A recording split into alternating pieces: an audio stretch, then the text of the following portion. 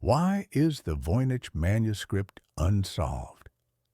Before we descend into this particular abyss of knowledge, consider subscribing. You'll need companions for the journey ahead, fellow seekers who understand that some doors once opened can never be closed. Tonight, we step onto a narrow stage where the prop is a book, and the book is watching the audience. In the climate-controlled depths of Yale's Beinecke Library sits a codex that should not exist. 240 pages of impossible text, alien botanicals, and astronomical diagrams that mock our understanding. The Voynich Manuscript, carbon-dated to 1404-1438, yet containing knowledge that predates and postdates human comprehension. For over a century, the most brilliant cryptographers, linguists, and scholars have hurled themselves against its pages like moths against a flame that burns without light. But what if the manuscript's resistance to decryption isn't a puzzle to be solved, but a feature to be understood? What if the very question, why is it unsolved, reveals our fundamental misunderstanding of what we're truly facing? The manuscript appears familiar at first glance. Vellum pages, iron gall ink, pigments in green and blue. Medieval in construction, yet alien in essence. The script, dubbed Voynichese after Polish book dealer Wilfrid Voynich, who acquired it in 1912, flows across aged leaves in elegant, confident strokes. It looks like language, behaves like language, yet yields no meaning to any analytical framework we possess. Your curiosity feels clean initially. What cipher is this? What forgotten tongue? The script exhibits statistical properties of natural language. It follows Zipf's law, shows appropriate word-length distributions, displays consistent character frequencies. Scholars transcribed it into EVA, extensible Voynich alphabet, to enable analysis, revealing patterns like the mysterious gallows characters EVAK, T, F, P, that crown paragraph beginnings, and common word roots like Dain, Chedi, and Kokidi. Yet every attempt at decipherment fails in the same peculiar way. The text appears to contain roughly 8,000, 10,000 unique words, appropriate for a complex natural language, but distributed in ways that violate fundamental linguistic principles. Prescott Currier's analysis revealed two distinct statistical languages, Currier A and B, within the manuscript, suggesting either multiple scribes or a system with dual modes. The illustrations compound the mystery. Botanical sections show plants that follow biological laws while existing nowhere in terrestrial taxonomy. Astronomical charts demonstrate sophisticated understanding of celestial mechanics applied to constellations that map no earthly sky. The famous balneological section depicts nude figures in interconnected pools of green liquid, engaged in activities that transcend ordinary medieval bathing practices. Consider the impossible plants. Each illustration shows meticulous attention to anatomical detail, root, systems, vascular structures, flowering patterns that require intimate knowledge of living specimens. Yet not one corresponds to any known species. They exist in perfect taxonomical isolation, as if drawn from a parallel Earth where evolution followed different rules while maintaining the same biological principles. The astronomical sections present similar paradoxes. Star charts show sophisticated grasp of celestial mechanics, yet describe cosmic geography that corresponds to no observable universe. The knowledge is too detailed to be imaginative, too consistent to be random invention, yet too impossible to represent actual observation. This creates what we might call the experience paradox. The manuscript demonstrates experiential knowledge, of impossible subjects. Someone clearly observed, experimented with, and recorded information about a world that operates according to our physical laws, but contains elements that have never existed within our reality. The stakes arrive quickly, because wanting to understand this book is like hearing a whisper in fog and stepping off the pier to follow. Scholars have been ruined politely by it, not reputations, but sleep, certainty, and the quiet assurance that, given enough time, all human things yield. This one does not. The more you read, the more it reads you. The more you chase, the more it arranges you, your attention, your expectations, into neat lines, justified like its text toward the right margin. What makes the Voynich truly unsolved isn't simply difficulty, it's design. It's the elegant enigma of how ideas can act upon the seeker rather than yielding to analysis. The manuscript operates as both key and gate, simultaneously promising access while denying entry. Each failed attempt teaches us something about the limits of human interpretive frameworks rather than revealing the text's secrets. The true terror isn't that it has no solution, but that its solution might be the unraveling of our understanding of language, meaning, and reality itself. As we begin our journey deeper into its mysteries, remember, some knowledge exacts a price, and the Voynich has been collecting interest for over 6 centuries. We stand at the opening of the curtain, where a villa near Rome meets a dealer with a taste for secrets, where the impossible enters our world wearing the mask of the mundane. The show begins whether you consent to remain in your seat as the lights dim, whether you accept that the next page turns with or without your permission. The rope of provenance and fog begins with a chest in Villa Mondragone, 1912. Wilfred Voynich, rare book dealer with pockets of brass and eyes for whispers, purchases manuscripts from Jesuit custody. Among them sits a codex, unlike the others, wrapped in centuries of elegant refusal. But provenance is more than ownership. It's the study of how ideas travel, how silence propagates, how the impossible seeds itself in human history. The manuscript's documented journey reads like a roster of the intellectually ambitious and the systematically frustrated, each name a testament to the peculiar way this book transforms seekers into witnesses. A letter from Johannes Marcus Marci to Athanasius Kircher survives from 1665 in Nesca, once pasted to the manuscript itself like a confession sealed to evidence. Marci reports the book came from a physician's estate, carrying rumors that Holy Roman Emperor Rudolph II paid 600 ducats for it, believing it the work of Roger Bacon. The rumor is almost certainly false, the sentiment revelatory.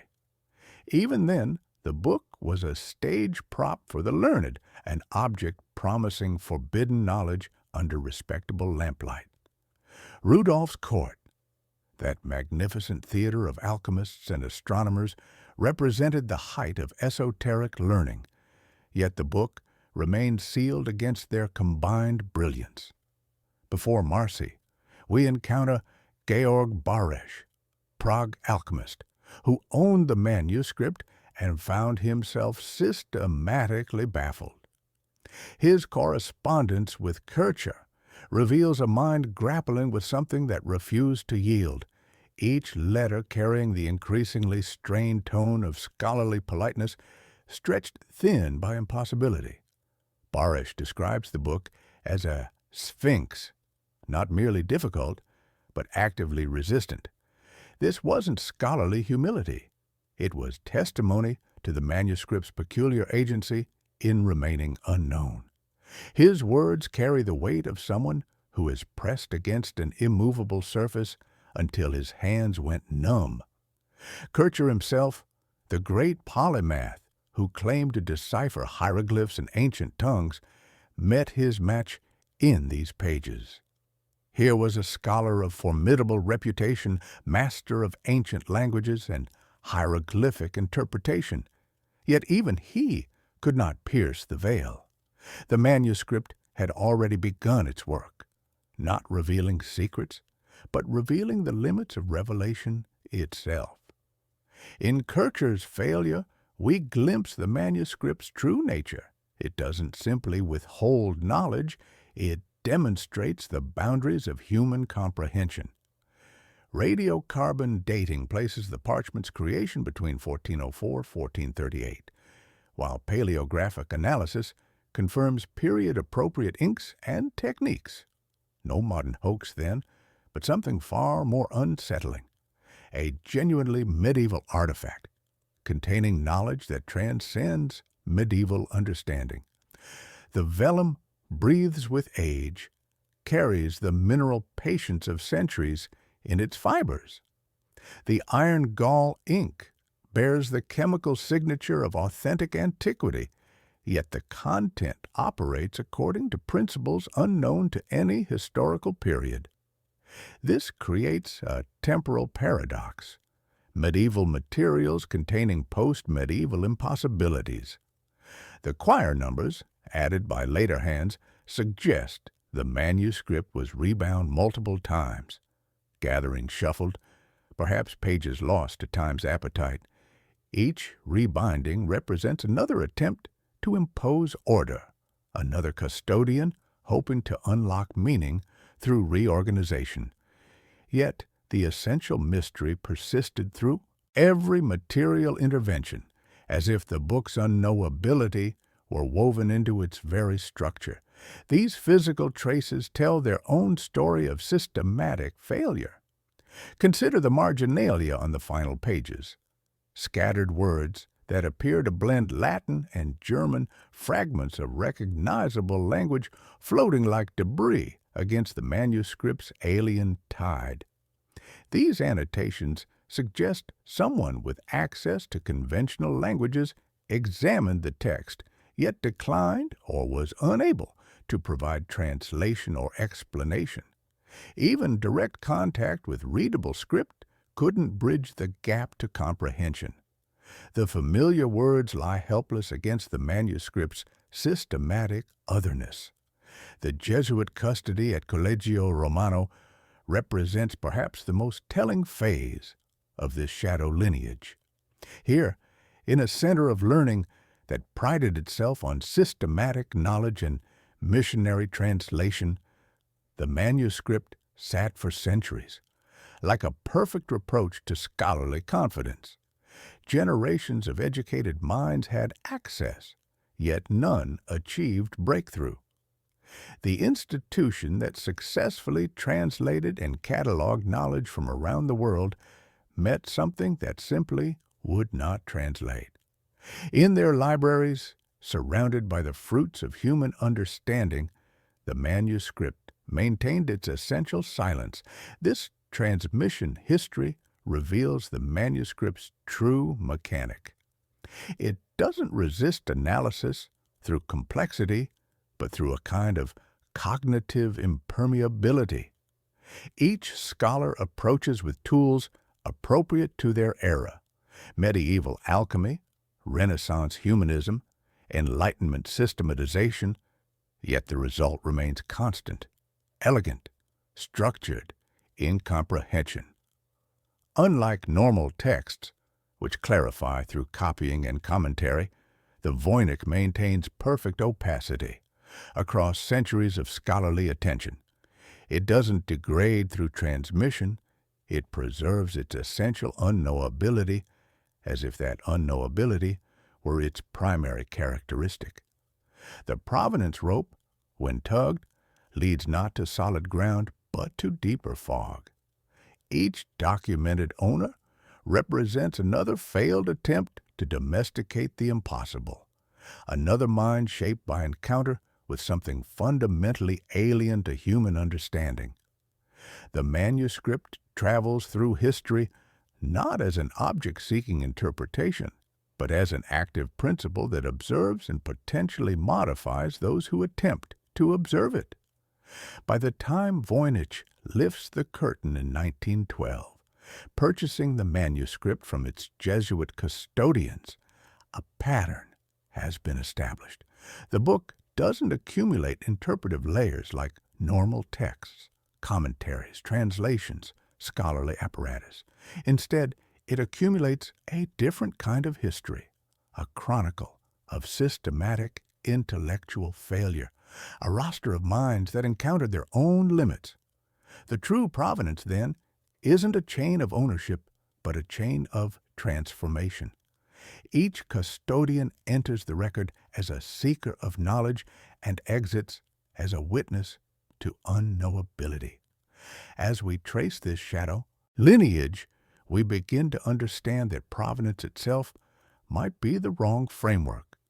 The manuscript doesn't have a history in the conventional sense. It has a presence, a persistent nowness that transforms historical moments into demonstrations of its own essential mystery.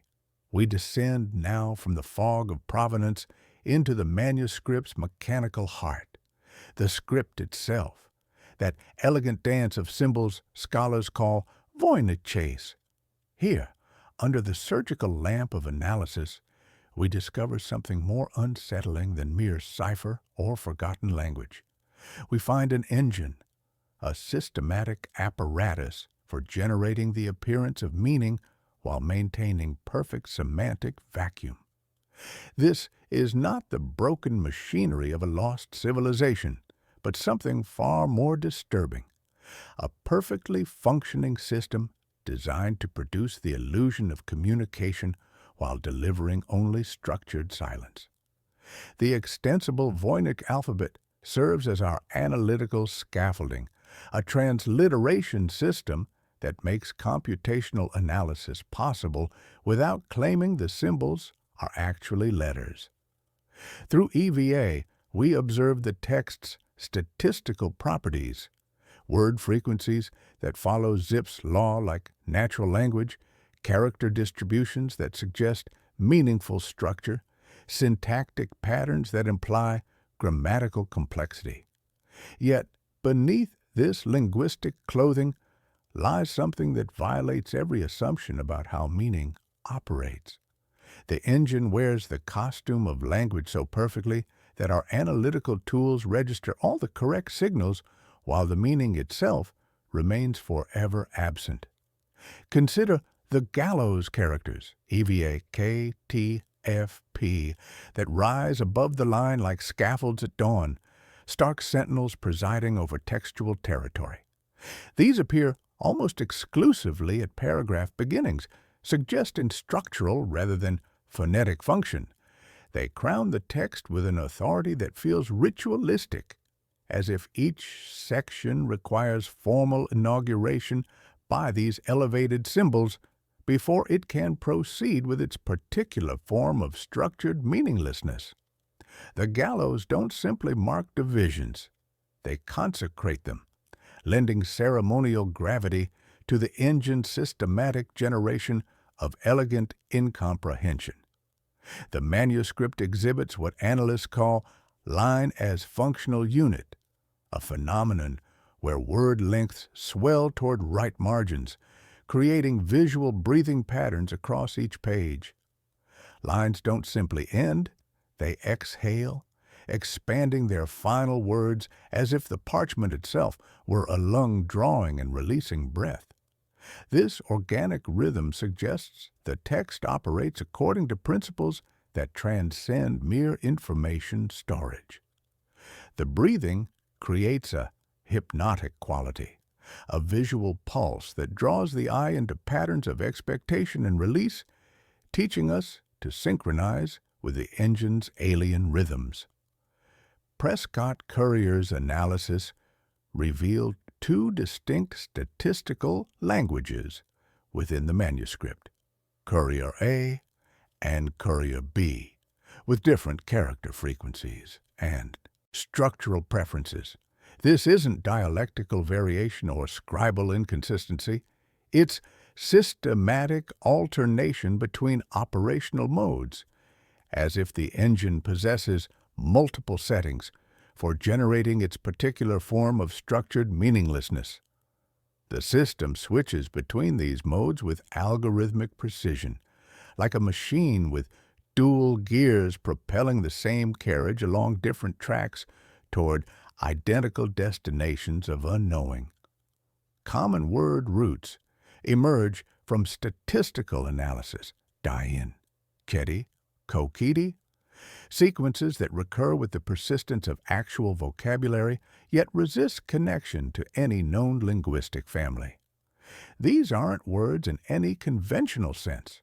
They're components in a generative system, building blocks that combine according to rules we can observe but not comprehend. The engine produces language-like output while operating on entirely alien principles, manufacturing a vocabulary that feels simultaneously familiar and impossible, like hearing echoes of conversations in languages that have never been spoken. The entropy measurements reveal the system's most unsettling characteristic. It generates text with lower unpredictability than natural language, more repetitive and constrained, as if following a template or algorithmic procedure. Yet this constraint doesn't simplify analysis. It complicates it, creating patterns that feel meaningful while remaining semantically empty. The engine doesn't encrypt meaning. It manufactures the appearance of meaning with mathematical precision, producing text that exhibits the statistical fingerprints of communication while delivering only systematic silence. Attempts to decode the script through conventional cryptographic methods fail in instructive ways. Simple substitution ciphers can't account for the positional rules and line-breathing effects. Polyalphabetic systems strain under the manuscript's statistical regularities. Steganographic theories founder on the text's internal consistency. Each analytical approach reveals not the inadequacy of the method, but the inadequacy of our assumptions about what constitutes meaningful text. The failures accumulate into a pattern suggesting the manuscript operates according to principles that transcend conventional cryptographic frameworks entirely. The manuscript's vocabulary demonstrates another impossible characteristic. It contains roughly 8,000, 10,000 unique words, appropriate for a complex natural language, yet these words show distribution patterns that violate fundamental principles of lexical development.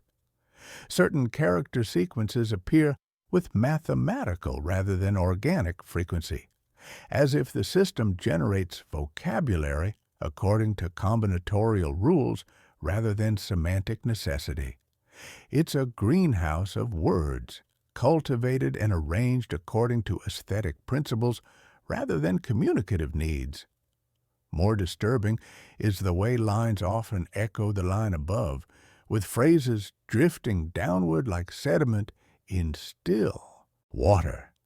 This vertical inheritance creates a hypnotic quality that suggests the engine operates as much through rhythm as through structure. The text doesn't simply convey, it entrains, drawing the reader into its breathing patterns while delivering nothing but the echo of their own interpretive expectations. The visual relationship between text and illustrations reveals another layer of the engine's operation. Text flows around botanical and astronomical diagrams without simply labeling them. When labels appear, they follow their own logic, repeating stems and morphological elements in ways that suggest naming as ritual rather than identification. The engine treats illustration and text as components in a unified system where meaning emerges through relationship rather than reference. You may notice a subtle shift in agency as you study these patterns. The more regularities you learn, the gallows positions, the line breathing, the courier alternations, the more your mind supplies completion. The engine operates as much on the reader as within the text, creating feedback loops that feel like communication while delivering only elegant emptiness. This is the manuscript's primary mechanic.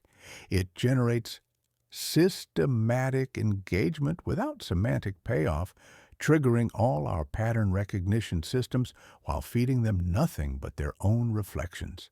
The Voynich engine represents something unprecedented in the history of human communication. A system that perfectly mimics the surface features of language while operating according to principles that transcend semantic function entirely.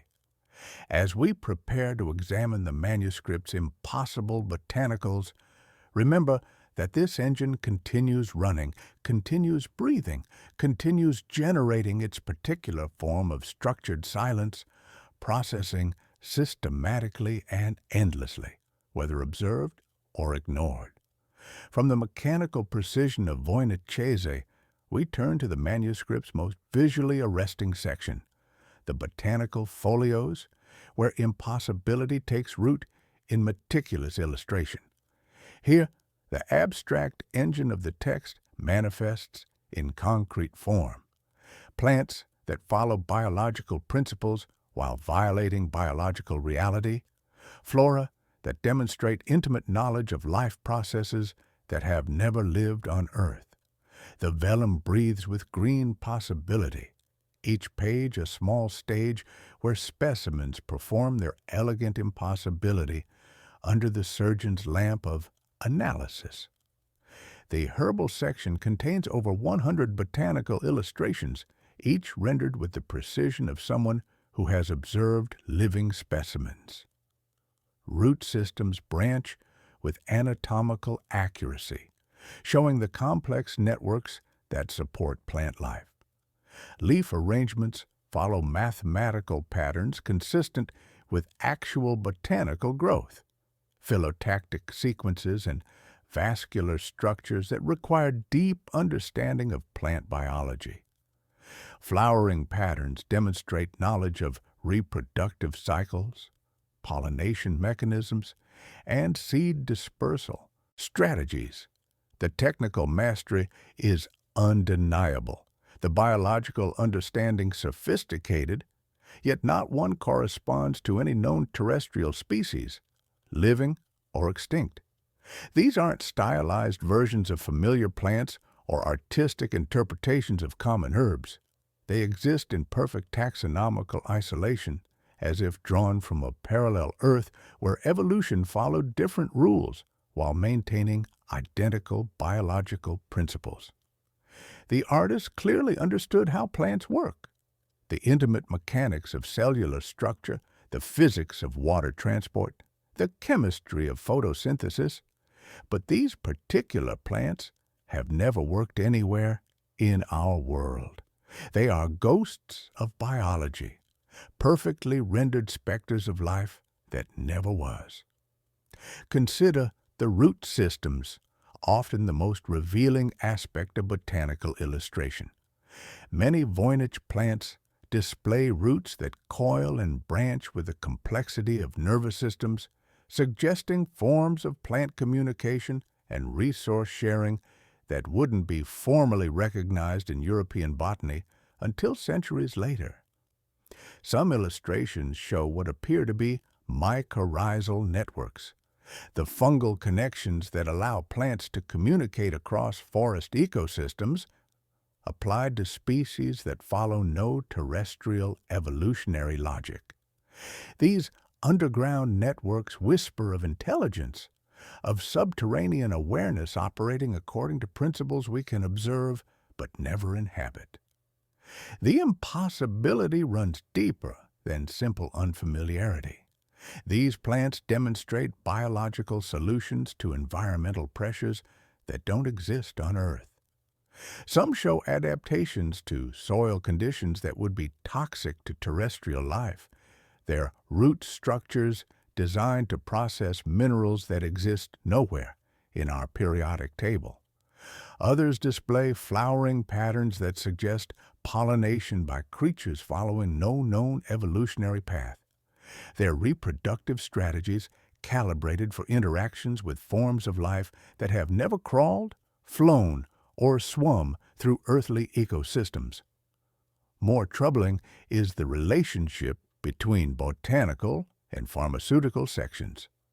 The impossible plants are clearly intended for medicinal use, with detailed preparation instructions accompanying many illustrations. The text describes extraction processes, distillation techniques, and combination protocols that suggest practical experience with these non-existent specimens. Someone understood not just how these plants might look, but how they would function as medicine, what chemical compounds they would contain, and how those compounds could be processed for therapeutic application. This creates what we might call the application paradox. Detailed practical knowledge about the therapeutic uses of plants that have never existed. The knowledge is too specific to be theoretical, too detailed to be imaginative invention, yet too impossible to represent actual experience. The pharmaceutical sections show understanding of plant chemistry and medicinal preparation that suggests hands-on familiarity with specimens that exist nowhere in our reality. It's as if someone conducted extensive laboratory work with materials drawn from dreams. Some botanical illustrations show what appear to be carnivorous adaptations in plants that otherwise display characteristics of flowering herbs. This combination shouldn't be possible according to evolutionary principles. Carnivorous plants typically sacrifice complex flowering structures for predatory efficiency. Yet the manuscript's plants seem to have achieved both simultaneously, suggesting they evolved under selective pressures that exist nowhere in our world, solving biological problems that have never existed in terrestrial ecosystems. The seasonal cycles depicted follow patterns that correspond to no earthly climate. Some plants show adaptation to day-night cycles that would require multiple suns or unusual planetary rotation. Others display flowering patterns that suggest seasonal changes, unlike those produced by Earth's orbital mechanics. The biological solutions are elegant and internally consistent, but they solve environmental problems that exist nowhere in our solar system. Perhaps most disturbing are sections showing human interaction with these impossible plants. The figures don't simply harvest or prepare specimens. They seem to engage in relationships that transcend conventional agricultural or medicinal practices. Some illustrations suggest forms of botanical communication, with human figures positioned to receive information or instruction from the plants themselves. These interactions follow patterns suggesting the flora serves functions beyond the merely pharmaceutical. The preparation rituals depicted seem designed not just to extract chemical compounds, but to facilitate forms of communication or consciousness alteration that transcend conventional herbalism. The human figures show expressions of absorption and transformation that suggest they're accessing states of being that require botanical mediation. The impossible plants appear to function as interfaces between human consciousness and forms of reality that exist outside normal human experience. This interpretation gains support from integration with the manuscript's astronomical sections. The same plants that serve medicinal functions also appear in contexts suggesting roles in cosmic observation and celestial communication. They seem to function as biological technologies for accessing forms of knowledge that exist outside the boundaries of earthly experience. The botanical impossibilities don't simply represent unknown species. They represent biological solutions to existential problems we haven't recognized as problems. They suggest forms of plant life that evolved to serve as bridges between different modes of reality, different forms of consciousness, and different ways of organizing experience and knowledge. These aren't plants that could exist in our world, but plants that might be necessary for accessing worlds that operate according to different principles. The impossible garden blooms with forms of life that challenge our understanding of what life can be, offering glimpses of biological principles that operate in dimensions we can observe but never inhabit. From the impossible gardens of alien botany, our journey leads us skyward to the manuscript's astronomical sections, where we encounter perhaps the most mathematically precise evidence of its otherworldly nature. Here, sophisticated understanding of celestial mechanics is applied to star charts that map no earthly sky, revealing cosmic knowledge that operates according to our physical laws while describing a universe that has never been observable from any terrestrial vantage point. The vellum unfolds like maps to territories that exist in perfect mathematical detail, while remaining forever beyond human observation. The astronomical folios display remarkable technical sophistication that would impress scholars centuries after their creation.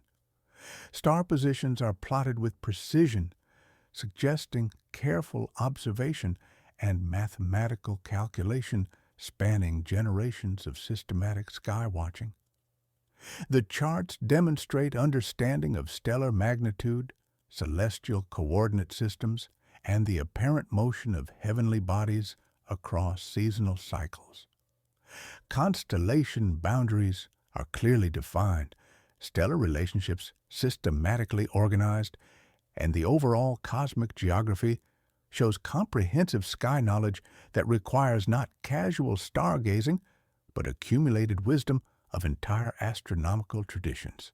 Yet these precisely rendered star charts correspond to no sky visible from any location on Earth, past or present. The constellations follow no recognizable stellar patterns.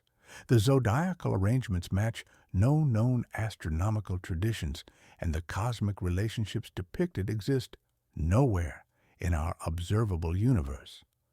Mathematics hums beneath the ink like a tuning fork, each calculation perfect, yet describing a cosmos that has never hung above any earthly horizon. The precision is undeniable, the understanding sophisticated, yet the celestial geography maps territories accessible only through dimensional displacement. The zodiacal sections compound this mystery by showing sophisticated understanding of astronomical cycles and their relationship to terrestrial phenomena. The manuscript contains detailed calendrical information, seasonal markers, and temporal calculations that demonstrate grasp of complex astronomical mathematics. These calculations are internally consistent and mathematically sophisticated, displaying numerical precision that emerges only from centuries of careful observation and theoretical refinement.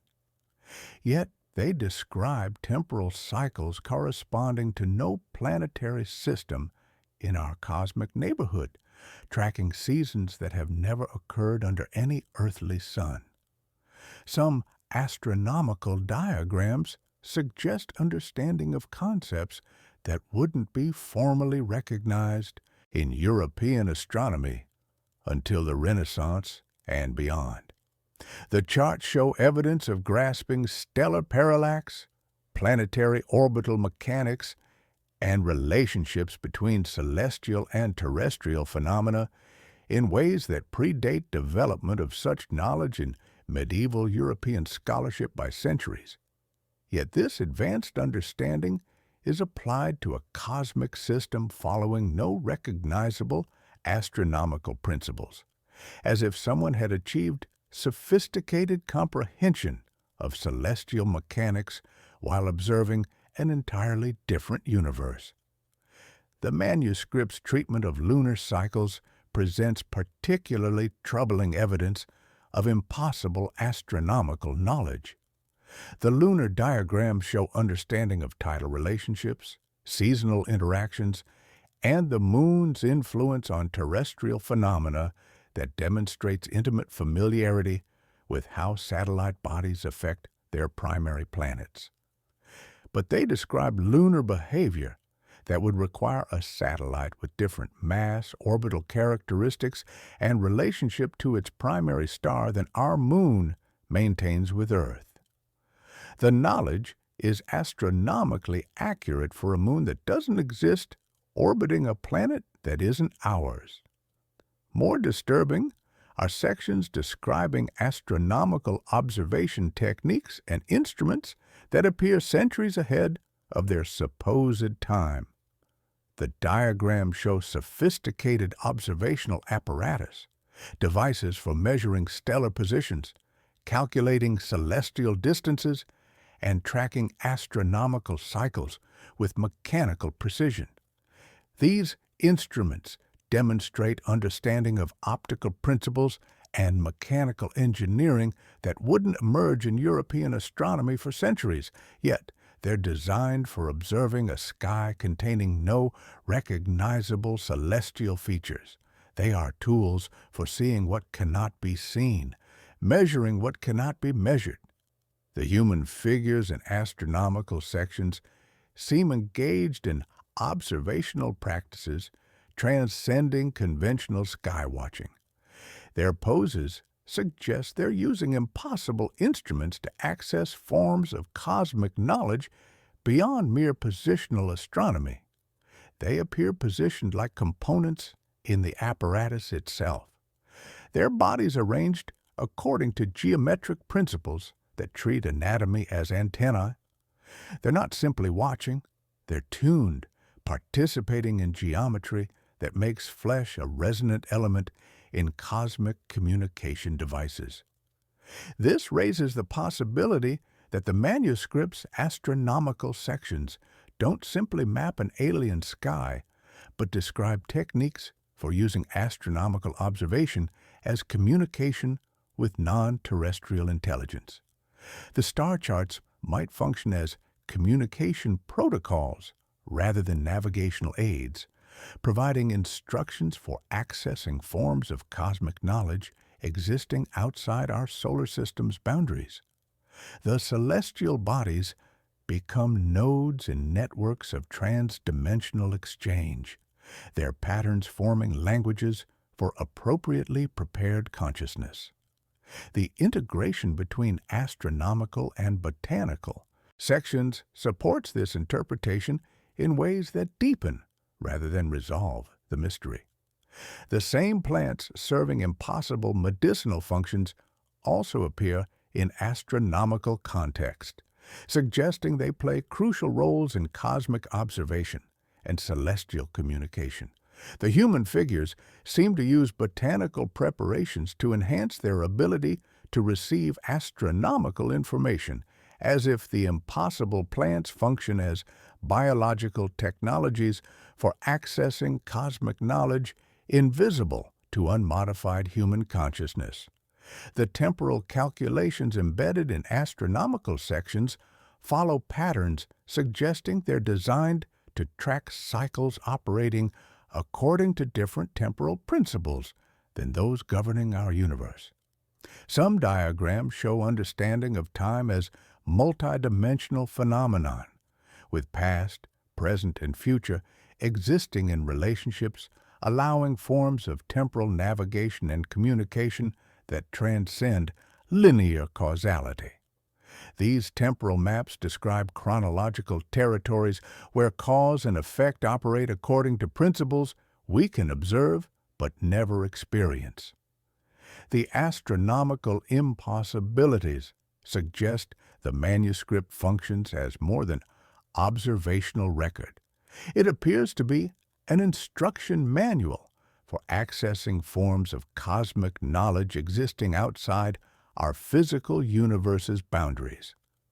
This raises the troubling possibility that our own astronomical knowledge, however sophisticated, might be merely local, accurate for our cosmic neighborhood, but potentially irrelevant for understanding cosmic systems operating according to different organizing principles while sharing the same fundamental physical laws. The stars are wrong, and in their wrongness, they whisper of realities that exist parallel to our own, accessible only to consciousness prepared to navigate by impossible constellations. The human figures scattered throughout the Voynich manuscript initially appear to depict mundane medieval activities: bathing, plant preparation, astronomical observation.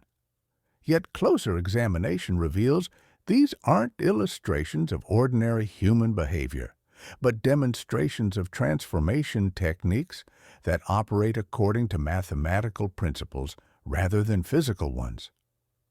These figures don't simply engage in activities.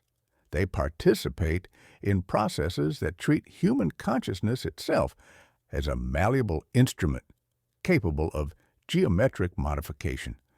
Their bodies reveal themselves as components in arrangements governed by ratio, angle, and sequence, where attention itself becomes material that can be folded, measured, and placed along invisible axes. The balneological sections provide the clearest evidence of this ritual mathematics. The nude female figures don't merely bathe in interconnected pools of green liquid. They're positioned according to precise geometric relationships that suggest the pools function as mathematical apparatus rather than cleansing facilities. Each figure occupies a position contributing to an overall configuration designed to produce specific transformational effects. Their bodies serving as components in a larger computational system where human anatomy becomes part of the equation itself. The pool networks follow mathematical rather than hydraulic principles, creating geometric relationships between figures that suggest participation in a collective process transcending individual experience. The channels connecting various bathing chambers establish geometric relationships, suggesting the entire system operates as a mathematical instrument for facilitating human transformation through precise spatial positioning. The effectiveness depends on mathematical arrangements rather than the physical properties of the liquid, which serves not as cleanser but as medium, conducting relationships between positioned bodies. Each figure's pose and expression indicates experience of effects transcending physical immersion, their faces showing absorption, suggesting access to altered states of consciousness achieved through geometric precision. The pharmaceutical sections reveal similar mathematical underpinnings in what appear to be plant preparation procedures. The human figures don't simply harvest and process the impossible botanical specimens. They engage in preparation rituals following numerical sequences, geometric arrangements, and temporal patterns, suggesting the medicine's effectiveness depends as much on mathematical precision as chemical composition. Their movements trace geometric patterns in space, creating numerical relationships that seem as crucial to the process as the botanical materials themselves. The distillation apparatus operates according to principles combining chemistry with geometry in ways transcending conventional pharmaceutical practice. Equipment configurations follow mathematical relationships, suggesting physical processes of extraction and purification are enhanced by geometric principles operating parallel to chemical ones. The human figures use their bodies and movements as additional components in these mathematical chemical systems, their biological presence completing circuits that transform both substance and consciousness simultaneously. The grinding, mixing, and heating all follow a silent geometric score where gesture becomes theorem and vessel becomes vector. More troubling are sections showing human figures engaged in astronomical observation practices requiring mathematical positioning of the observers themselves. The figures don't simply look at alien skies through impossible instruments. They arrange themselves in geometric patterns suggesting their bodies function as components in the observational apparatus. The astronomical knowledge seems accessed through mathematical relationships between human observers rather than through purely optical observation, as if the cosmos speaks only to consciousness, arranged according to specific geometric principles. The stargazers become stars themselves, their arrangement mirroring the impossible constellations they seek to understand. This mathematical approach to human transformation appears throughout the manuscript's various sections, suggesting all the impossible knowledge, botanical, astronomical, pharmaceutical, is accessed through techniques treating human beings as mathematical entities, capable of participating in geometric relationships that produce specific cognitive and perceptual effects. The figures aren't simply using tools to access impossible knowledge.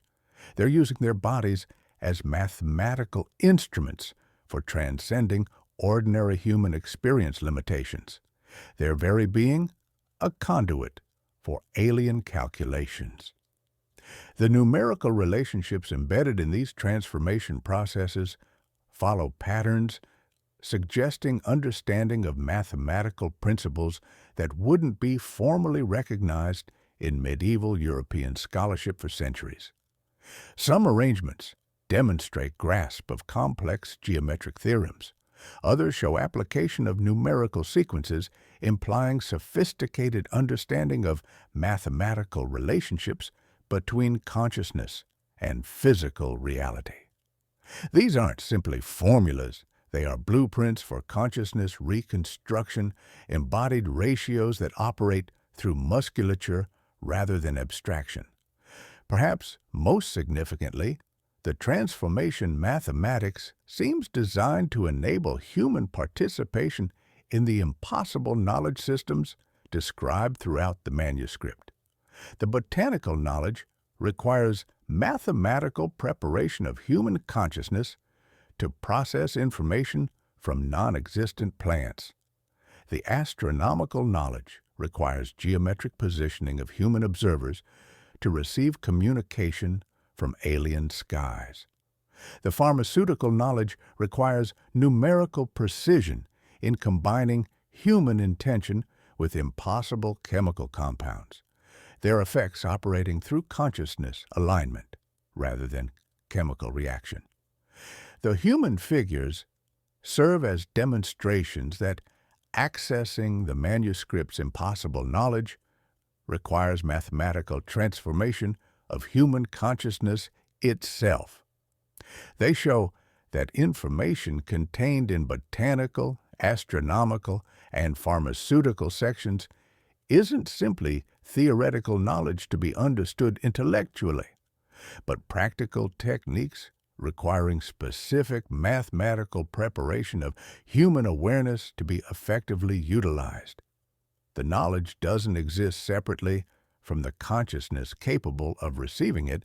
This creates a feedback loop between the manuscript's content and its potential users. The impossible knowledge can only be accessed by humans who have undergone mathematical transformation processes. Yet those transformation processes can only be understood by humans who have already begun accessing the impossible knowledge. The manuscript appears designed as a self-reinforcing system that gradually transforms users into beings capable of participating in the reality it describes. The ritual mathematics of transformation suggests consciousness operates according to geometric and numerical laws, paralleling physical laws governing material reality. These aren't meditation techniques or consciousness-altering practices in any conventional sense, but mathematical procedures for transforming human awareness into something capable of processing information from impossible sources and participating in realities operating according to principles we don't recognize as real. The figures demonstrate that the manuscript's true purpose isn't to convey information, but to facilitate transformation.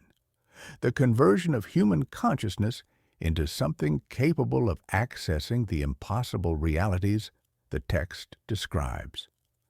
Ideas possess their own forms of life, spreading through populations, mutating under selective pressures, and adapting to new intellectual environments in ways mirroring biological evolution. The Voynich Manuscript presents something more troubling. Ideas that seem to possess forms of life operating according to non-biological principles, spreading through human consciousness in ways that transform not just what we think, but how we think, the very architecture of cognition itself. These aren't concepts that argue their way into acceptance through logic or evidence, but infectious notions that modify the mental substrate required for their own comprehension, creating conditions for their propagation through consciousness transformation rather than intellectual persuasion. The manuscript's resistance to solution isn't simply cryptographic difficulty or linguistic complexity. It demonstrates cognitive contagion, the ability to modify mental processes of those who encounter it without revealing actual content. Scholars who study the manuscript intensively report changes in dream patterns, perception of natural phenomena, and intuitive understanding of relationships between seemingly unrelated concepts. These modifications don't follow patterns of normal learning or intellectual development, arriving instead like symptoms of exposure to something that operates according to principles transcending conventional education. Instead of acquiring new information that integrates with existing knowledge frameworks, manuscript researchers find their existing frameworks gradually dissolving and reforming according to principles they can't consciously identify. The process resembles infection more than education, something foreign introducing itself into human consciousness and gradually modifying that consciousness from within, operating below the threshold of awareness, while producing systematic changes in perception and cognition. The ideas don't simply enter the mind, they renovate it, rebuilding neural pathways according to architectural plans drawn from impossible blueprints. The botanical sections seem particularly effective at transmitting this cognitive contagion. Researchers focusing on impossible plant illustrations begin perceiving actual plants differently, noticing structural relationships and biological processes that weren't apparent before manuscript exposure. They develop intuitive understanding of plant chemistry and botanical relationships that goes beyond formal training, as if the impossible plants were teaching them to see terrestrial flora through alien perceptual frameworks. The contagion operates like weather, moving over terrain, carving new channels of perception through which future observations will always flow. This botanical contagion manifests in dreams, where researchers find themselves in gardens filled with the manuscript's impossible plants, engaging in preparation procedures they don't remember learning, experiencing direct communication with plant consciousness, operating through modes of awareness they didn't know they possessed. The dreams feel more real than ordinary dream experience, carrying information that proves practically applicable to understanding actual botanical phenomena. Sleep becomes a laboratory where consciousness experiments with forms of knowledge that couldn't survive in harsh daylight of rational analysis.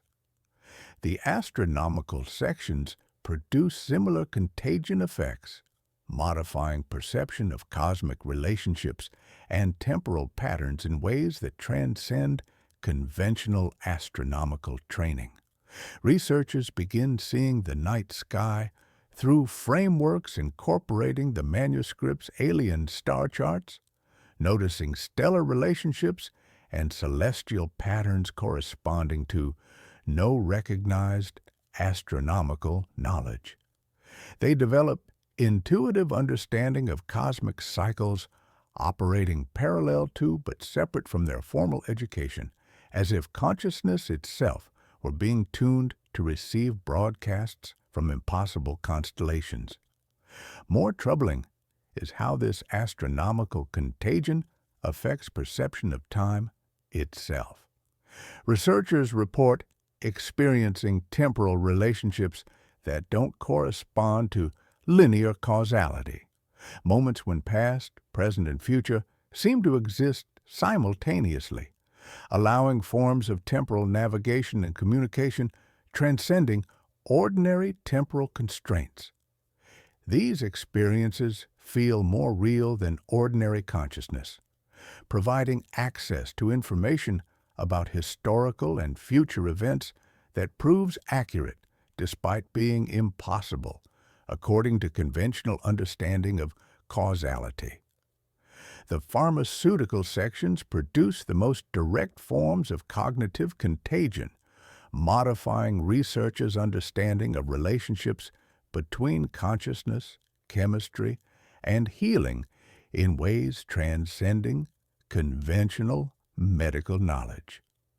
They develop intuitive grasp of therapeutic principles operating through direct consciousness interface rather than chemical intervention, understanding healing as information transmission rather than pharmaceutical treatment. The contagion teaches them to perceive medicine as conversation between human awareness and intelligence embedded in natural substances, accessing therapeutic information through resonance rather than research. The mathematical transformation processes throughout the manuscript serve as vectors for cognitive contagion, providing techniques for modifying human consciousness in ways making it receptive to impossible ideas contained in botanical, astronomical, and pharmaceutical sections. The geometric positioning, numerical sequences, and ritual procedures function as inoculation protocols, gradually building immunity to limitations of ordinary consciousness, while increasing susceptibility to forms of knowledge existing outside conventional human experience. The contagion spreads through communities of manuscript researchers in ways suggesting it operates through collective rather than individual consciousness. Scholars working in isolation develop similar modifications to their perceptual and cognitive processes, as if the manuscript were transmitting contagious ideas through channels transcending individual minds and operating at the level of collective human awareness. The infection propagates through morphic resonance, spreading between minds prepared to receive its particular form of cognitive modification. Perhaps most significantly, the cognitive contagion seems cumulative and irreversible. Researchers extensively exposed to the manuscript report that their modified perceptual and cognitive abilities persist and continue developing even when they're not actively studying the text. The contagion establishes permanent modifications to human consciousness that continue evolving according to principles embedded in the manuscript's impossible ideas, transforming them into beings capable of participating in realities remaining invisible to uninfected awareness. The contagion of impossible ideas suggests consciousness itself might be more permeable and more alien than typically recognized, capable of permanent modification by exposure to ideas existing outside human conceptual frameworks. Every attempt to solve the Voynich manuscript reveals more about the boundaries of human understanding than about the manuscript itself. Like a perfect mirror reflecting not just our image, but our assumptions about what images should look like. The manuscript shows us the edges of our conceptual frameworks, the limits of our interpretive methods, and the unspoken assumptions we make about the nature of knowledge itself. Our systematic failure to decode it becomes a systematic revelation of our own cognitive constraints, each analytical approach functioning as diagnostic equipment that measures not the manuscript's properties, but the boundaries of our own capacity for comprehension. The manuscript's resistance to statistical analysis demonstrates the limitations of our mathematical approaches to meaning with surgical precision. We assume meaningful text must exhibit certain statistical patterns, letter frequencies, word distributions, and syntactic structures corresponding to organizational principles of human language. When the manuscript exhibits these patterns while yielding no meaning, it reveals that our statistical methods are calibrated to recognize only forms of organization emerging from human consciousness. The EVA transcription follows Zipf's law perfectly. Character distributions suggest meaningful structure. Yet beneath this linguistic costume lies something that violates every assumption about how meaning operates. Our tools work flawlessly. They simply cannot perceive what they were never designed to perceive. William Friedman, one of the most celebrated cryptologists of the 20th century, assembled teams and applied the most advanced techniques of his era to the manuscript like a master surgeon approaching an impossible operation. His meticulous analysis, rather than yielding answers, only deepened the mystery, confirming the script's complexity while denying any recognizable meaning. This wasn't a failure of his methods, but a triumph of the manuscript's inherent resistance to human analytical frameworks. Friedman's expertise made him the perfect instrument for demonstrating the inadequacy of expertise itself when confronted with something operating according to principles transcending human organizational logic. The gallows characters stood unmoved.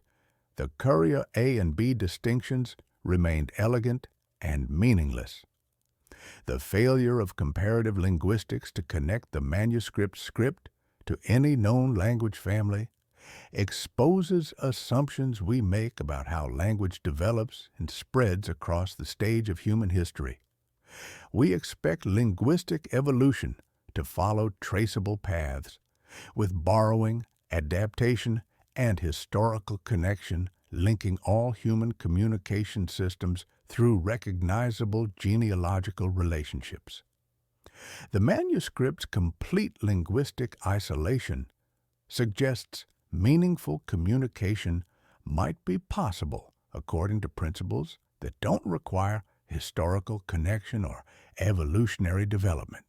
operating through forms of organization that emerge fully formed rather than developing through gradual modification of existing systems.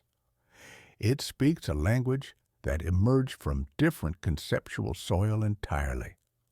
Our inability to identify any of the botanical specimens reveals constraints of our taxonomical thinking that extend beyond simple unfamiliarity with specific species.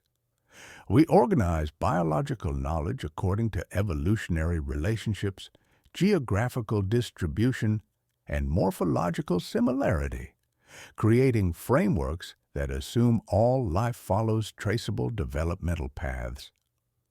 The manuscript's plants follow biological principles while fitting into none of our organizational categories, suggesting biological organization itself might be more flexible and more alien than our terrestrial experience indicates. They exist in perfect taxonomical isolation, like flowers blooming in a garden that has never known earthly soil. The astronomical sections expose limitations of our cosmic perspective with mathematical precision applied to impossible skies. We assume accurate astronomical knowledge must correspond to observable celestial phenomena, that sophisticated star charts must map actual skies accessible through telescopic observation. The manuscript demonstrates mathematically precise astronomical knowledge applied to cosmic systems existing nowhere in our observable universe, revealing that astronomical understanding might transcend the specific cosmic location from which it emerges. The stars are wrong, yet the calculations that describe their wrongness are flawlessly correct. Perhaps most troubling is what the manuscript reveals about the limitations of human consciousness itself. Our approaches to understanding assume meaningful information must be accessible to human cognitive processes. That knowledge must be translatable into human conceptual frameworks through sufficient analysis and appropriate methodology. The manuscript seems to contain meaningful information remaining permanently inaccessible to human understanding, suggesting meaning itself might exist in forms transcending human cognitive capabilities. The mathematical transformation processes throughout the manuscript point toward our inability to modify our own awareness in ways that would enable access to forms of knowledge existing outside our current cognitive boundaries. The manuscript's cognitive contagion effects reveal the permeability of human consciousness in ways challenging our understanding of mental autonomy and intellectual independence. We assume consciousness operates as a discrete, bounded system, processing information according to stable internal principles. The manuscript demonstrates that human awareness can be modified by exposure to ideas operating according to principles we don't recognize as ideas, suggesting consciousness might be more fluid and more vulnerable than we typically acknowledge. The mirror shows us not just our reflection, but our porosity. Most significantly, the manuscript reveals the anthropocentric bias embedded in all our approaches to understanding. We assume meaningful knowledge must be comprehensible to human consciousness, that organized information must conform to human organizational principles, and that successful communication must operate through human communicative frameworks. The manuscript challenges these assumptions by demonstrating forms of organization, meaning, and communication, maintaining perfect internal consistency while remaining completely inaccessible to human understanding, suggesting our frameworks might be local rather than universal. This anthropocentric limitation extends to our understanding of intelligence itself. We recognize intelligence through its ability to solve problems we understand, create patterns we can perceive, and communicate in ways we can process. The manuscript might represent forms of intelligence operating according to principles so alien to human cognition that we cannot recognize them as intelligence at all. The mirror of human limitation suggests reality might contain layers of organization and meaning existing completely outside the boundaries of human experience, with the manuscript serving as evidence that most reality operates according to principles we don't recognize, containing forms of organization we don't recognize as organized, and including types of meaning we don't recognize as meaningful. We have traced the Voynich Manuscript through its impossible origins, pervasive transmission, and cognitive effects, witnessing how it systematically reveals the boundaries of human understanding. Now, we must confront its most profound revelation, a reframe that transforms our entire conception of what the manuscript represents. The entities depicted within its pages, the impossible flora, alien constellations, enigmatic figures, are not characters in a narrative waiting to be decoded, but fundamental principles of reality operating according to structural laws we cannot comprehend. This is not a bestiary of alien creatures, but a field guide to the organizational forces that constitute existence itself. This is the ultimate reframe twist. The manuscript doesn't contain a story about strange beings or alien worlds. It demonstrates the existence of structural horror, forms of organization and meaning that operate as fundamental features of reality itself, indifferent to human narrative frameworks, and incompatible with anthropocentric interpretation. The horror isn't in what these entities might do, but in what they simply are: principles of existence that function without regard for human understanding or relevance. They operate with the terrible neutrality of mathematical constants, the cosmic indifference of physical laws, the structural inevitability of geometric relationships that exist whether consciousness observes them or not. The botanical sections don't illustrate alien plants. They diagram what we might call a calculus of life, a molecular choreography of biological principles operating in dimensions we can observe but never inhabit. Each impossible specimen represents not a species, but a structural component of reality, where the definitions of life, growth, and biological function follow laws that transcend terrestrial limitations.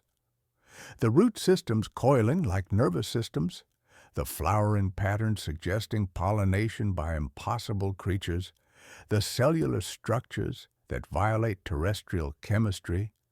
These aren't organisms that could exist in our world, but demonstrations of how biological principles might operate when freed from the constraints of earthly evolution. They reveal the invariant architecture beneath all possible forms of life.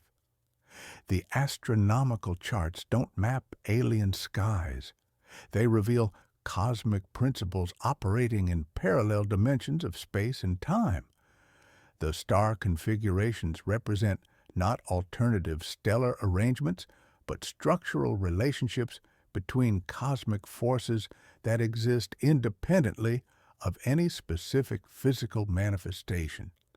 The mathematical precision of these impossible constellations reflects not observational astronomy, but direct apprehension of cosmic principles that govern reality at levels beyond physical observation.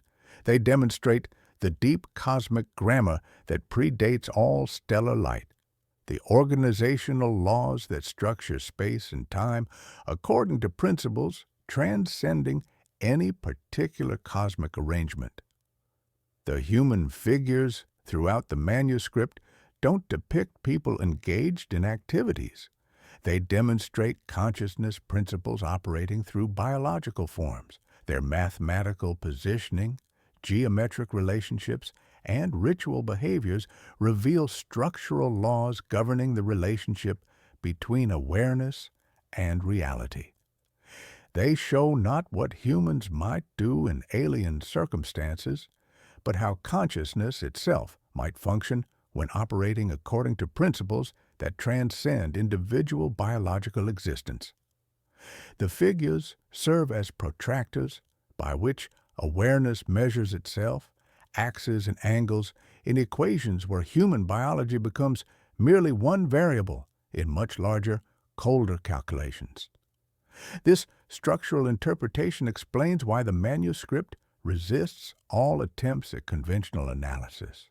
It's not encoding information about entities that exist within reality. It's demonstrating principles that constitute reality itself. The Voynich script becomes comprehensible through this lens, not as language encoding meaning, but as a direct manifestation of structural principles operating through symbolic systems. The statistical regularities following Zipf's law, the gallows characters crowning paragraphs, the courier A and B distinctions, these don't represent linguistic features, but demonstrate how meaning itself might organize when operating according to non-anthropocentric principles. The breathing lines and morphological patterns become signatures of stability within systems that balance order and drift like tide and moon. You notice yourself accommodating these patterns, your attention training to the right margin swell, and then you realize the training is the content. This is the agency flip. You believe you act on the idea, but the idea acts on you, calibrating the instrument you carry behind your eyes. The manuscript operates as both stage and performance, positioning consciousness according to geometric principles that treat human awareness as a component in larger computational systems. This structural horror operates through indifference rather than malevolence. The entities depicted in the manuscript aren't hostile to human understanding. They're simply irrelevant to it. They function according to principles that operate at scales and dimensions where human consciousness becomes a negligible factor, no more significant than the awareness of individual cells might be to human cognitive processes. The terror lies not in their intentions, but in their complete lack of concern for human existence, their operation according to laws that render human understanding not wrong but simply orthogonal, like a river crossing a road that never intersects it. The creation inversion twist becomes clear. These aren't entities that emerged from darkness or chaos, but structural principles that exist prior to and independently of the light and order frameworks through which humans typically understand creation. They represent the fundamental organizational laws that govern reality before it becomes comprehensible to human consciousness. Beginnings as veils, not lights. The first act as constraint, not proclamation. From constraint comes relation. From relation, world. The manuscript's persistent unsolvability reflects this structural nature. It can't be decoded because it doesn't encode anything in the human sense. Attempting to solve it is like trying to decode the law of gravity or translate the principle of mathematical relationship. The cognitive contagion effects we've explored operate through exposure to these structural principles, modifying human consciousness to accommodate forms of awareness that can apprehend structural relationships directly, rather than through symbolic mediation. The Voynich Manuscript stands as evidence that reality operates according to structural principles that transcend anthropocentric categories. demonstrating that the deepest horror isn't in encountering alien entities, but in discovering that reality itself operates according to laws that render human understanding not wrong, but irrelevant. The entities aren't characters waiting for interpretation. They're principles waiting for apprehension by consciousness, capable of participating in structural relationships that exist beyond the boundaries of individual biological awareness, representing not what might exist elsewhere, but what exists here, operating at levels of organization we typically cannot perceive or comprehend. We return now to our original question. Transformed by our journey through the manuscript's impossible landscapes, why is the Voynich Manuscript unsolved? The answer, as we have discovered, is not a temporary condition awaiting the right analytical breakthrough, but the fundamental nature of what the manuscript actually represents. Its unsolvability is not a bug, but a feature, not a failure of human ingenuity, but a demonstration of cosmic principles that transcend the very possibility of solution. The question itself reveals our assumptions about the nature of problems and solutions, our expectation that mysteries yield to sufficient analysis, that codes break under adequate pressure, that unknown languages reveal their secrets through comparative study. The manuscript challenges these expectations by demonstrating forms of organization that maintain perfect internal consistency while remaining permanently inaccessible to human analytical methods.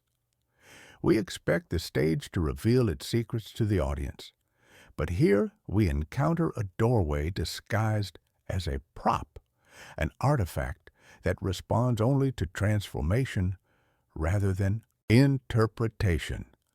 Our journey has revealed that the manuscript operates according to principles transcending the boundaries of human knowledge systems entirely, containing botanical knowledge of plants following biological laws while existing in no terrestrial ecosystem, astronomical understanding of cosmic systems operating according to our physical principles while containing none of our celestial content, and pharmaceutical expertise with substances demonstrating chemical properties while corresponding to no earthly compounds. This isn't simply advanced knowledge appearing before its time, nor imaginative fiction dressed in scholarly clothing. The manuscript demonstrates the kind of practical familiarity that emerges only from direct experience, but experience occurring within realities existing parallel to our own, rather than within the historical development of human understanding. The mathematical transformation processes throughout the manuscript provide techniques for consciousness modification that would enable access to these parallel realities. But here we encounter the manuscript's most elegant trap. These techniques can only be understood and implemented by consciousness that has already begun the modification process. This creates what we might call the eternal recursion, a circular relationship between the manuscript and its potential users where access requires preparation that can only be achieved through access. The key and the lock are soldered together, creating a stair that rises only when stepped upon by a foot that has learned to float.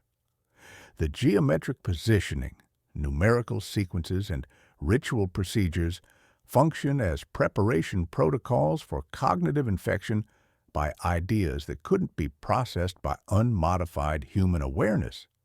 Yet the protocols themselves remain incomprehensible to unmodified consciousness. The human figures scattered throughout the manuscript serve as demonstrations of successful consciousness modification, showing the effects of awareness that has been transformed to participate simultaneously in our reality and in the impossible worlds described by the manuscript. They exist as bridges between different layers of reality, accessing knowledge that remains invisible to unmodified human consciousness. Their mathematical positioning in balneological pools, their geometric relationships in astronomical observation, their ritual precision in pharmaceutical preparation, all demonstrate that the manuscript's knowledge is participatory rather than possessible, directional rather than declarative, procedural rather than propositional. The manuscript's transmission mechanisms operate through forms of communication transcendent the constraints of space, time, and dimensional boundaries. The knowledge it contains was received rather than discovered, transmitted across veil-separating parallel worlds rather than developed through human intellectual evolution.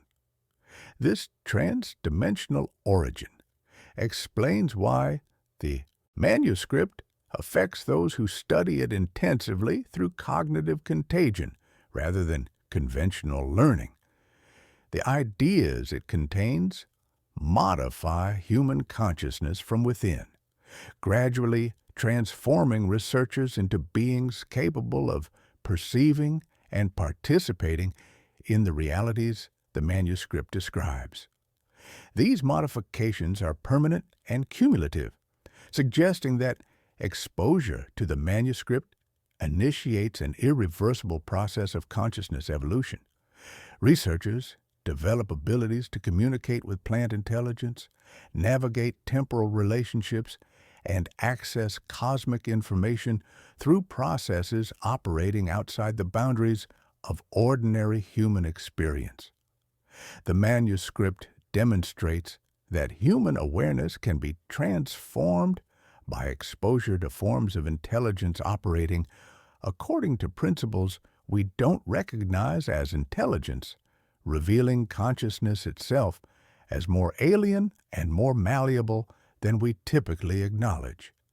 Our encounter with the manuscript has functioned as a mirror, reflecting the limitations of human understanding more clearly than it has illuminated the manuscript's content. Every analytical approach we've applied has revealed the constraints of our own thinking, the boundaries of our interpretive frameworks, and the anthropocentric assumptions underlying all our methods of meaning-making. The manuscript's resistance to solution exposes the fundamental difference between information existing within human knowledge systems and communication operating across dimensional boundaries. This brings us to the heart of why the Voynich Manuscript remains unsolved. It's not designed to be solved in any conventional sense. It functions as a dimensional interface, a consciousness modification device, and a transmission apparatus for accessing forms of knowledge existing outside the boundaries of human reality. Its purpose isn't to communicate information, but to facilitate transformation. The manuscript stands as evidence that reality contains layers of organization and meaning remaining invisible to ordinary human consciousness, that knowledge exists in forms transcending human cognitive capabilities, and that communication can operate according to principles that don't require human comprehension or participation. The eternal recursion isn't a failure of human analytical capabilities, but recognition of the manuscript's actual nature. It exists at the intersection between the known and unknowable, serving as a permanent reminder that reality contains depths transcending human understanding while remaining accessible to appropriately transformed human consciousness. The Voynich Manuscript will remain unsolved because unsolvability is its essential characteristic. It functions not as a puzzle awaiting solution, but as a gateway requiring transformation. A solved ocean would be a drained basin. A solved night would be a ceiling of painted dots. A solved Voynich manuscript would be a betrayal of the very structure it reveals. Some mysteries must remain unsolved because solution would falsify what they are. The manuscript's mysteries are designed to endure, to continue modifying human consciousness, and to serve as evidence that the boundaries between possible and impossible are more permeable than we typically recognize.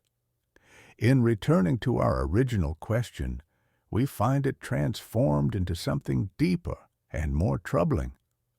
Not why the manuscript remains unsolved, but what it means to encounter forms of knowledge transcending the very possibility of solution while continuing to transform those brave enough to engage with their mysteries.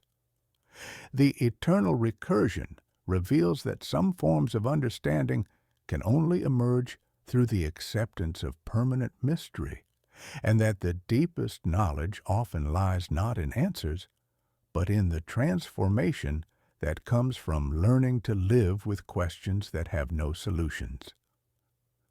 The manuscript teaches us that reality operates according to principles we don't recognize as real, contains forms of organization we don't recognize as organized, and includes types of meaning we don't recognize as meaningful. In this recognition lies both terror and consolation. We are not refused because we are unworthy, but because worthiness is not a variable the system recognizes. It responds only to configuration, to geometry carried in the soft machine of attention and breath. In the end, the Voynich manuscript's greatest revelation isn't what it says, but what it refuses to say. Its silence speaks more eloquently than any decoded message could, demonstrating forms of communication that operate through withholding rather than revelation, through transformation rather than information transfer. The manuscript's ultimate teaching is that some knowledge can only be accessed through the acceptance of permanent mystery, and that the deepest truths often reside in the spaces between words, in the silence that surrounds and contains all possible meaning. This isn't the silence of absence, but the silence of presence so complete it transcends the need for expression. The silence of the manuscript isn't empty or passive. It's an active, intelligent silence that shapes those who encounter it more profoundly than any spoken or written word. This silence contains all the impossible knowledge we've explored, the botanical wisdom of non-existent plants, the astronomical understanding of alien skies, the pharmaceutical expertise with substances existing nowhere in our reality. The knowledge exists within the silence, accessible only to consciousness that has been transformed by prolonged exposure to the mystery itself. The silence breathes with potential, pregnant with understanding that can only be received by awareness prepared through systematic unknowing. This speaking silence reveals the limitations of language as a medium for transmitting certain forms of knowledge. The manuscript demonstrates that some understanding can only emerge through direct consciousness, modification, through the gradual transformation of human awareness into something capable of participating in realities existing outside the boundaries of linguistic expression. Language, our most sophisticated tool for mapping reality onto meaning, proves inadequate for the deepest forms of communication. Words become nets thrown over experiences too fluid to be caught, scaffolds that don't build the cathedral they surround.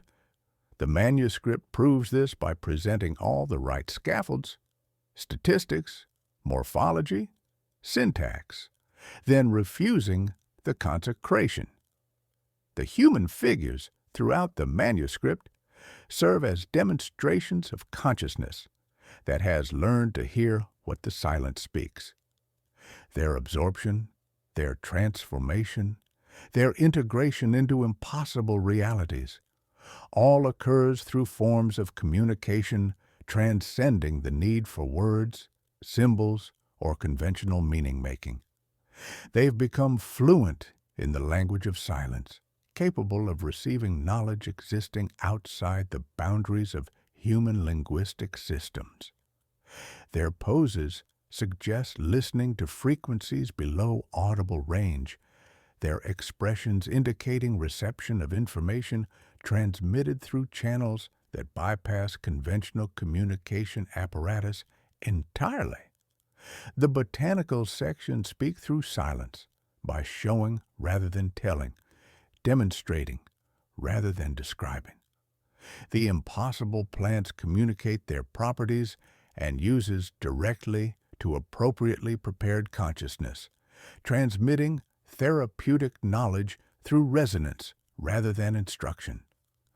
The silence between the illustrations contains more pharmaceutical wisdom than any written pharmacopoeia could convey, operating through direct consciousness interface rather than symbolic mediation. Each drawing functions as a tuning fork, establishing resonant frequencies in consciousness capable of receiving the plant's essential information without the mediation of language or analytical thought. The astronomical sections operate similarly, using silence to convey cosmic knowledge transcending the limitations of mathematical notation or descriptive language. The alien star charts communicate not through the symbols they contain, but through the spaces between symbols, the relationships existing in the silence that surrounds and connects the celestial elements. The deepest astronomical understanding emerges not from reading the charts, but from learning to perceive the structural relationships they demonstrate. The cosmic grammar written in the gaps between constellations that map no earthly sky. The manuscript's mathematical transformation processes teach through silence as well, requiring practitioners to discover through direct experience what cannot be communicated through instruction. The geometric positioning, numerical sequences, and ritual procedures must be learned through practice rather than explanation, with understanding emerging through the silence existing between attempted performance and successful execution. The silence becomes teacher, correcting through absence rather than presence. This pedagogical silence reflects a profound understanding of how consciousness actually transforms. Real change occurs not through the accumulation of information, but through the dissolution of existing frameworks and the emergence of new modes of awareness. The manuscript facilitates this dissolution by providing just enough structure to engage human attention while withholding enough information to prevent intellectual comprehension from interfering with consciousness transformation. The silence creates space for new forms of understanding to emerge organically. The cognitive contagion effects we've explored operate primarily through silence. The manuscript modifies human consciousness not by telling researchers what to think differently, but by creating spaces of unknowing that allow new forms of awareness to emerge. The transformation happens in the silence between attempts at understanding, in the gaps where conventional knowledge fails and something else begins to take its place. This speaking of silence points toward the possibility that most of reality operates through forms of communication we don't recognize as communication. The manuscript suggests the universe itself might be engaged in constant conversation through modes of information transfer existing outside human awareness, with silence serving as the primary medium for the most profound forms of cosmic communication. In learning to listen to what cannot be heard, we discover that the boundaries between known and unknown, possible and impossible, human and alien, are more permeable than we ever imagined. The manuscript's greatest gift is not the solution to its mystery, but the transformation that comes from accepting mystery as a permanent condition of existence. As our journey through the Voynich Manuscript draws to its inevitable close, we return to where we began, but transformed, carrying within us the weight of impossible knowledge and the recognition that some mysteries are designed not to be solved, but to be lived with, to change us in ways we cannot fully comprehend. The manuscript's crawling voice, that persistent whisper threading through every page, every symbol, every impossible illustration, has spoken to us not in words, but in transformations, not in answers, but in the gradual reshaping of our understanding of what questions we should be asking. This voice has been our constant companion through botanical impossibilities and alien astronomies, through mathematical consciousness modification and the silence that speaks more eloquently than any language. The crawling voice is not a sound, but a presence, not a message, but a method. It operates through the accumulated effect of prolonged exposure to impossibility, the slow erosion of certainty that comes from engaging with something that maintains perfect internal consistency while remaining utterly alien to human frameworks of understanding. This voice crawls not across the pages, but through the consciousness of those who dare to listen, leaving traces of itself in the neural pathways of perception, subtly altering the architecture of thought itself. It moves like groundwater through limestone, patient and persistent, laying pale threads along the folds of memory, stitching subtle seams in the fabric of perception until the garment fits a new wearer entirely.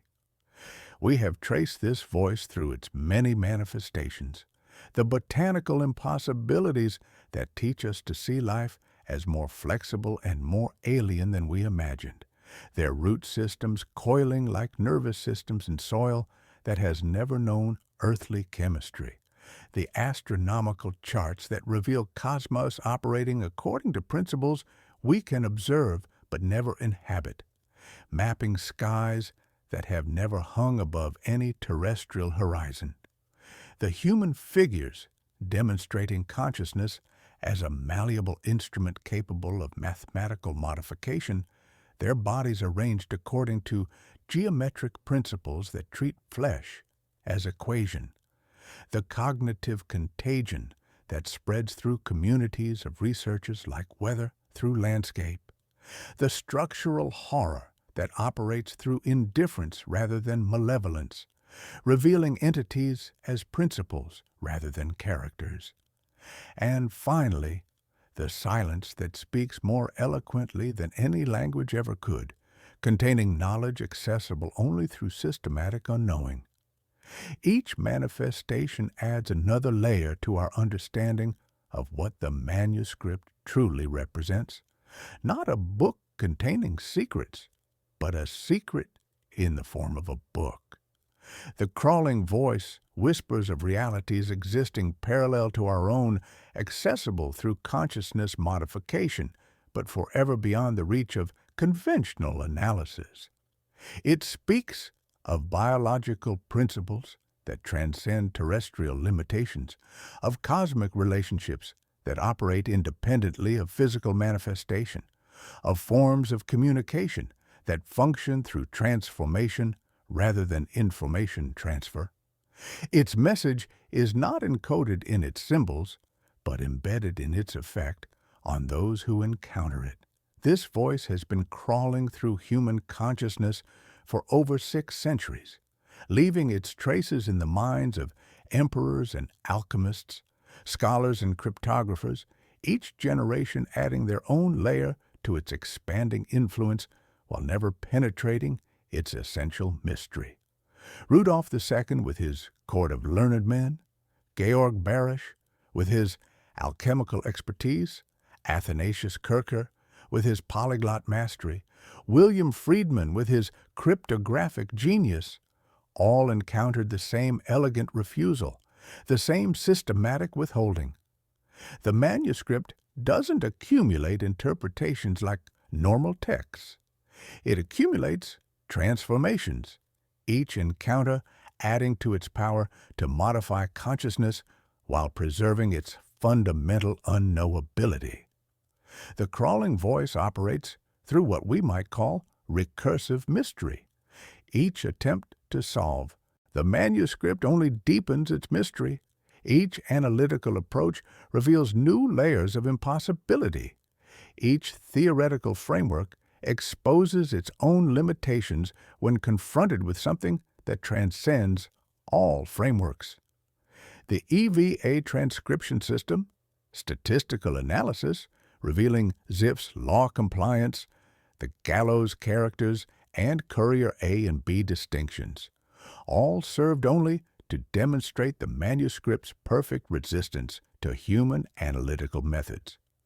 The voice grows stronger through resistance, more present through denial, more articulate through silence. It feeds on attention rather than agreement, thriving on the very efforts to contain or define it.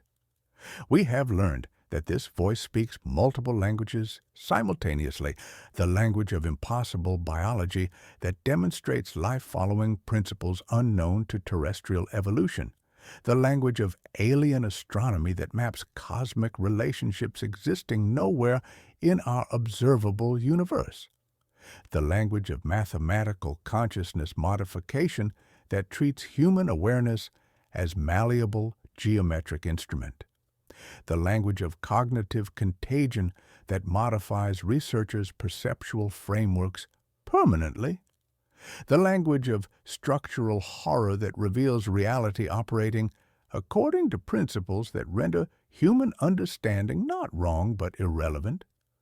Yet all these languages converge on a single message, that reality contains depths and dimensions forever beyond human comprehension, accessible only to consciousness that has been prepared through exposure to permanent mystery. The manuscript's crawling voice has taught us that knowledge itself might be more alien than we typically recognize. If consciousness can be modified to access forms of understanding that transcend human cognitive capabilities, then our entire conception of what constitutes knowledge, learning, and understanding might be merely local, applicable only within the narrow band of reality accessible to unmodified human awareness. The voice whispers of a universe where meaning exists in forms we don't recognize as meaningful, where intelligence operates according to principles we don't recognize as intelligent, where communication functions through methods we don't recognize as communicative. As we close our exploration, the crawling voice continues its eternal whisper, unchanged by our attention, undiminished by our analysis, as present and as alien as it was when it first began to speak through parchment and ink over 6 centuries ago. The manuscript sits in its climate-controlled case at Yale's Beinecke Library, patient and persistent, neither revealing its secrets nor admitting to having none. It waits with the confidence of something that knows exactly what it is, while we continue to circle it with increasingly sophisticated tools that prove increasingly inadequate to the task.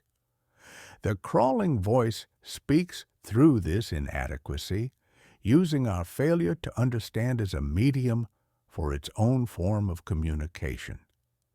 The true horror of the Voynich Manuscript is not that it might contain terrible secrets, but that it reveals the terrible secret already embedded in reality itself, that existence operates according to principles that transcend human understanding, that consciousness is more malleable and more alien than we dare acknowledge, that the boundaries between possible and impossible are constructs of limited perception rather than features of objective reality.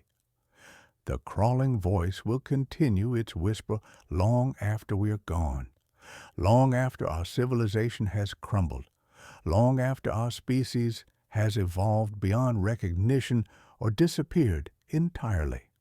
It speaks not to humanity, but through humanity, using human consciousness as a temporary medium for transmitting something that exists independently of any particular form of awareness. In the end, the Voynich Manuscript's crawling voice teaches us that some forms of knowledge can only be accessed through surrender, surrender of the need to understand, surrender of the demand for answers, surrender of the assumption that reality owes us comprehensibility. In that surrender, in that acceptance of permanent mystery, we discover that the deepest forms of knowledge are not things we can possess, but transformations we can undergo. The voice crawls on, eternal and patient, whispering its impossible truths to any consciousness brave enough to be transformed by encounter with the genuinely unknowable.